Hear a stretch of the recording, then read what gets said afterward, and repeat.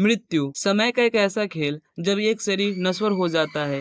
एक इंसान कुछ ही पलों में हमारी जिंदगी से चला जाता है और पीछे छोड़ जाता है अपना परिवार, अपना धन दौलत, जायदाद, सब कुछ। गरुड़ पुराण जैसे प्राचीन ग्रंथों में बताते हैं कि जब मृत्यु की घड़ी आती है तब एक घने धुंध से यमदूत आते हुए नजर आते हैं।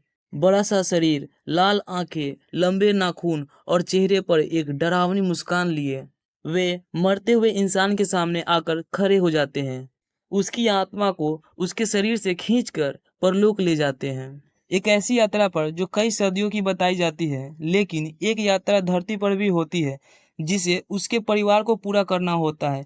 कई ऐसे अनुष्ठान, प्रथाएं और कर्म हैं जो मृत्यु के बाद आत्मा की शांति और मोक्ष की ओर ले जाने में मदद करती है। लेकिन इन रीति रिवाजों के पीछे छुपा एक गहरा अर्थ जो आज भी एक अनसुना रहस्य है। आज के इस वीडियो में हम इसी रहस्य के बारे में बातें करेंगे। और दोस्तों, वीडियो शुरू करने से पहले ऐसे ही हॉरर, मिस्टीरियस और हिस्टोरिकल वीडियो के लिए सब्सक्राइब कर दे इस चैनल को। अब ये कहानी शुरू होती है।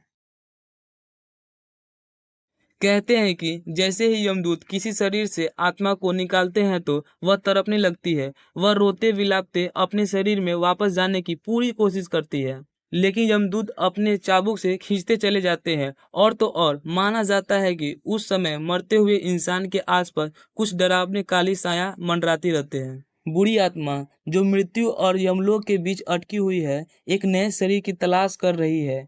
इसीलिए गरुड़ पुराण में कहा गया है कि किसी भी परिस्थिति में एक मृत शरीर को अकेले नहीं छोड़ना चाहिए। और मृत्यु होते ही विधि पूर्वक कुछ ऐसे कार्य होते हैं जिन्हें करना जरूरी होता है। सबसे पहले शरीर को नहलाकर नए कपड़े पहनाए जाते हैं। इसके बाद मृत शरीर के कान और नाक में रुई डाली जाती है। उसके दोनों पैरों के अंगूठों को एक साथ बांधा जाता है और मुंह में तुलसी का पत्ता रखा जाता है। ये सब इसीलिए की जाती है ताकि शरीर की शुद्धि हो। इसे अंतिम संस्कार कहते हैं। और इसी विधि के बाद दाह संस्कार की विधि आती है, जिसमें चंदन की लकड़ी से बनी चिता पर मृत शरीर को रखा जाता है। उसके बाद पंडित के मंत्र के द्वारा मृत शरीर का कोई अपना उसकी चिता को आग देता है। अभी तो यात्रा शुरू हुई है। यमलोक पहुंचने के लिए आत्मा को एक लंबा और खतरनाक सफर तय करनी होती है। कहते हैं कि यमलोक के रास्ते में कई खतरनाक और डरावने मोड़ आते हैं, जिसका सामना उस आत्मा को अकेले करना होता है।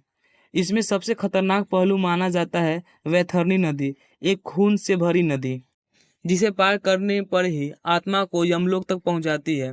माना जाता है कि नदी को पार करने में आत्मा को 13 दिन का समय लगता है और 13वें दिन तक कुछ खिलाया पिलाया नहीं जाता। बिना खाने और आत्मा दिन पर दिन कमजोर हो जाती है। इसी से बचने के लिए एक प्रथा निभाई जाती है, पिंडदान। गरुड़ पुराण के अनुसार यमलोक के रास्ते में 16 अलग अलग शहर पड़ते हैं। हर एक शहर पर यमदूत कुछ समय के लिए रुक जाते हैं और इसी समय पर हम जब पिंडदान 10वें, 12वें और 13वें दिन करते हैं तो आत्मा को इसी जगह पर खाने और पानी के रूप में मिलता है और इसीलिए पिंडदान इतना महत्वपूर्ण है।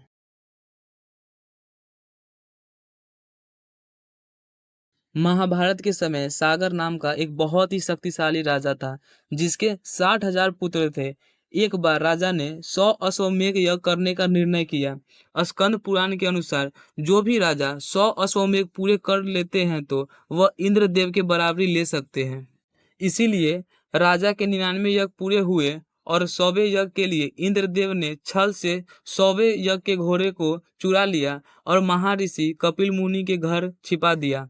राजा के पुत्रों ने 100वें यज्ञ के घोड़े को मारने कपिल मुनि के घर गया तो उन्होंने वही उसे भस्म कर दिया। समय से पहले मृत्यु होने के कारण उसकी आत्मा भटकने लगी।